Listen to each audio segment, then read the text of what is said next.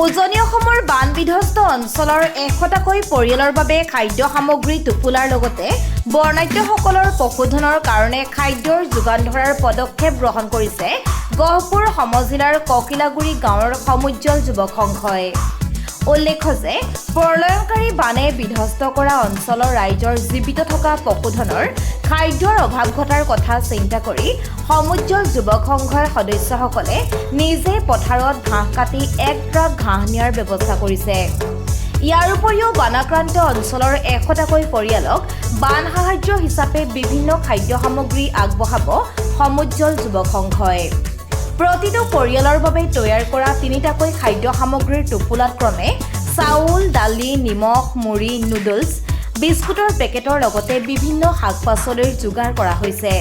ইয়াৰ উপৰিও খোৱাপানীৰ বটল আৰু ফেনাইল বৰ্ণাঢ্যসকলৰ মাজত বিতৰণ কৰিব সমুজ্জ্বল যুৱক সংঘৰ সদস্যসকলে। বুধবাৰে নিশা উজনি অসমৰ বান বিধ্বস্ত অঞ্চলৰ অভিমুখে যাত্ৰা কৰিব যুৱক সংঘটোৰ বিষয়ববীয়াৰ লগতে কেইবাগৰাকী সদস্যই।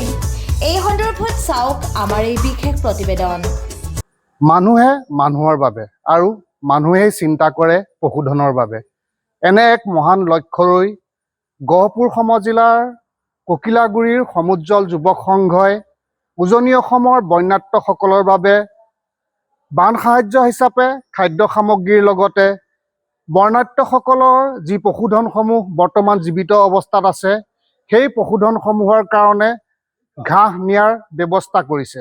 আৰু আজি নিশা ১২ বজাত তেওঁলোকে উজনি অসমলৈ যাত্ৰা কৰাৰ বাবে ইতিমধ্যে প্ৰস্তুতি আৰম্ভ কৰিছে আৰু তেওঁলোকে কাইলৈ দিনটোৰ ভিতৰত উজনি অসমৰ যিকোনো এটা বান বিধ্বস্ত অঞ্চলত ১০০টাকৈ পৰিয়ালক খাদ্য সামগ্ৰী বিতৰণ কৰাৰ লগতে সেই পৰিয়ালসমূহৰ যাৰ যাৰ পশুধন আছে তেওঁলোকক ঘাঁহ বিতৰণ কৰিব। মই সামগ্ৰিক দৃশ্য দেখুৱাবলৈ চেষ্টা কৰিম, যিহেতু মই বৰ্তমান আছোঁ সমুজ্জ্বল যুৱক সংঘৰ যি ৰংগমঞ্চ আৰু কাৰ্যালয় আছে, ইয়াত তেওঁলোকে যি ঘাঁহসমূহ বৰ্তমান থৈছে আৰু এইখিনি ঘাঁহ সম্পূৰ্ণ ১ ট্ৰাক ঘাঁহ তেওঁলোকে বান বিধ্বস্ত অঞ্চললৈ নিয়াৰ ব্যৱস্থা কৰিছে। সম্পূৰ্ণ ১ ট্ৰাক ঘাঁহ আৰু এই ঘাঁহখিনি তেওঁলোকে নিজেই কাটিছে। সোণত বৰদলৈ নামৰ ককিলাগুৰি এগৰাকী নিবাসীয়ে আগবঢ়োৱা নিজৰ ভূমিৰ পৰা এই ১ ট্ৰাক ঘাঁহ সমুজ্জ্বল যুৱক সংঘৰ সদস্যসকলে কাটিছে আৰু মই তেওঁলোকে যি খাদ্য সামগ্ৰী বৰ্তমান বৰ্ণাঢ্যসকলৰ বাবে পেকেট তৈয়াৰ কৰিছে সেয়া মই দেখুৱাবলৈ চেষ্টা কৰিম। আৰু তেওঁলোকে অকল খাদ্য সামগ্ৰীৰ নামত কেৱল চাউল দালিকে লোৱা নাই, বিভিন্ন বস্তু লৈছে, পানী লৈছে, তেওঁলোকে ফেনাইল লৈছে আৰু বিশেষকৈ গাঁওখনৰ যিসকল কৃষক আছে তেওঁ বাম খেতি কৰে, তেওঁলোকৰ ঘৰতে যি উৎপাদিত অমিতা, ৰঙালাও, নেমু, ভোল, জিকা আদি বিভিন্ন সামগ্ৰী বৰ্ণাঢ্যসকলৰ কাৰণে লৈছে। এয়া মই দেখুৱাই আছোঁ তেওঁলোকে বৰ্তমান এই যি খাদ্য সামগ্ৰী টোপোলাসমূহ তৈয়াৰ কৰিছে। আৰু এই সন্দৰ্ভত মই জানিবলৈ চেষ্টা কৰিম সমুজ্জ্বল যুৱক সংঘৰ সভাপতি আছে, মই তেখেতৰ পৰা জানিবলৈ চেষ্টা কৰিম। আপুনি কওকচোন প্ৰথমতে যে আপোনালোকে কি কি সামগ্ৰী নিবলৈ বিচাৰিছে? আমি ১০০ ঘৰৰ কাৰণে বৰ্তমান ১০০টা পেকেজ ৰাখিছোঁ, লগতে পানী বটল আছে আৰু চাউল আছে আৰু লগতে আমি পশুধনৰ কাৰণে ঘাঁহ ল'ব বিচাৰিছোঁ। ঘাঁহ আছে আপোনাৰ ৪০০ মুঠা আছে আৰু লগত ভুচি আছে আৰু লগত ফেনাইল আছে। আমি মানে মানুহ ঘৰৰ যিটো প্ৰয়োজনীয় বস্তু তাকে ল'ব বিচাৰিছোঁ, সেইটোৱে। আমি ইয়াৰ পৰা 10টা বজাত ওলাই যাম, গাড়ী লোড হ'ব আৰু 10টা বজাৰ পিছত। কোন জেগাত প্ৰদান কৰিব কিবা ঠিক কৰিছে নেকি? আমি জেগাটো এতিয়ালৈকে লোকেশ্যনটো ঠিক কৰা নাই, তাত গৈহে ডিচিশ্যন ল'ম কোনটো জেগাত গ'লে ভাল হ'ব। এতিয়া সদ্যহতে আমাৰ লোডিঙৰ কাম চলিব আৰু।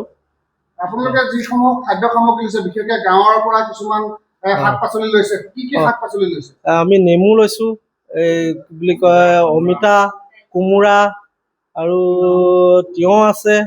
এনেকৈ মানে খেতিয়কসকলে আমাক অনুদান দিছে দেই। আমি নিজৰ যিসকলে সহায় কৰিছে নথৈ আনন্দিত হৈছোঁ আৰু বহুত ডনেশ্যনো দিছে, তেখেতৰ লোকলৈ বহুত বহুত ধন্যবাদ। হয়, মই ধন্যবাদ জনালোঁ। এয়া আছিল সমুজ্জ্বল যুৱক সংঘৰ সভাপতি আৰু মই সম্পাদকৰ পৰাও জানিবলৈ চেষ্টা কৰিম, যিহেতু সম্পাদকো আছে। আৰু মই দেখুৱাইছোঁ পানী লৈছে তেওঁলোকে, আৰু ক'ব লাগিব যে তেওঁলোকে কাপোৰো লৈছে। এয়া কাপোৰৰ টোপোলা আছে, সেই কাপোৰৰ টোপোলাও তেওঁলোকে লৈছে, যাতে বৰ্ণাঢ্যসকলে কিবা এটা নহয় কিবা এটা ভালদৰে পাব পাৰে সেই ব্যৱস্থা কৰিছে ককিলাগুৰি সমুজ্জ্বল যুৱ সংঘ। মই সম্পাদকৰ পৰা জানিবলৈ চেষ্টা কৰিম, আপোনালোকৰ যি নমস্কাৰ। গ্ৰহণ কৰিছে কি ক'ব?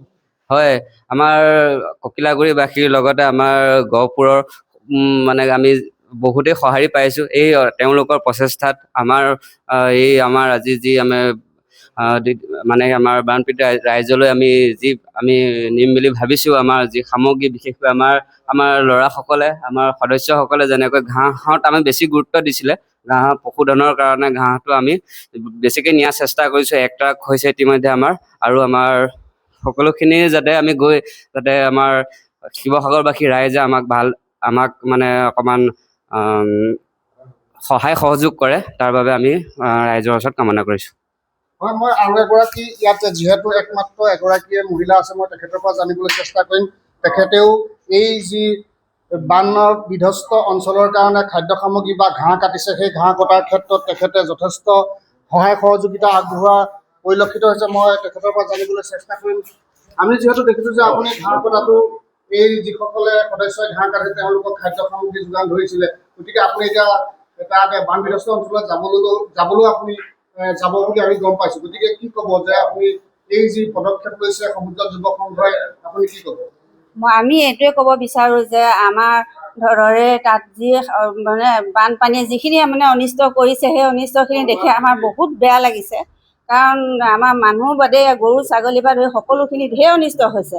সেয়েহে আমি ভাবিলোঁ আমাৰ গাঁৱৰ ল'ৰাখিনিয়ে হেঁপাহত গৰুৰ কাৰণে ঘাঁহ আৰু ৰাইজৰ কাৰণে যি আমাৰ টোপোলা বন্ধা হৈছে, আমাৰ গাঁৱৰ পৰাই সকলোখিনি তোলা হৈছে, ৰাইজে সহায় সহযোগ কৰিছে।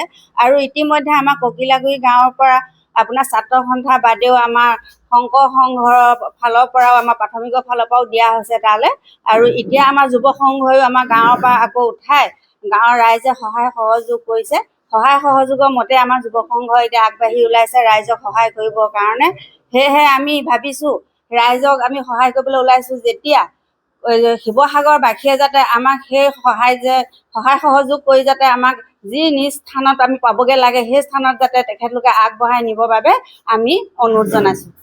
হয়, ধন্যবাদ জনালোঁ। এয়া আছিলে যি সমুজ্জ্বল যুৱ সংঘৰ এগৰাকী উপদেষ্টা স্বৰূপ মহিলা, আৰু ইয়াত দেখুৱাইছোঁ যে তেওঁলোকে মুড়িৰো ব্যৱস্থা কৰিছে আৰু ইয়াত ফেনাইলৰ ব্যৱস্থা কৰিছে। গতিকে আজি নিশা তেওঁলোকে যি উজনি অসমৰ বানবিধ্বস্ত অঞ্চললৈ যাত্ৰা কৰিব, আৰু তেওঁলোকে কাইলৈ দিনৰ ভাগত এই যি খাদ্য সামগ্ৰীৰ লগতে পশুধনৰ বাবে যি ঘাঁহৰ ব্যৱস্থা কৰিছে, সেই ঘাঁহ বানবিধ্বস্ত অঞ্চলত বিতৰণ কৰিব।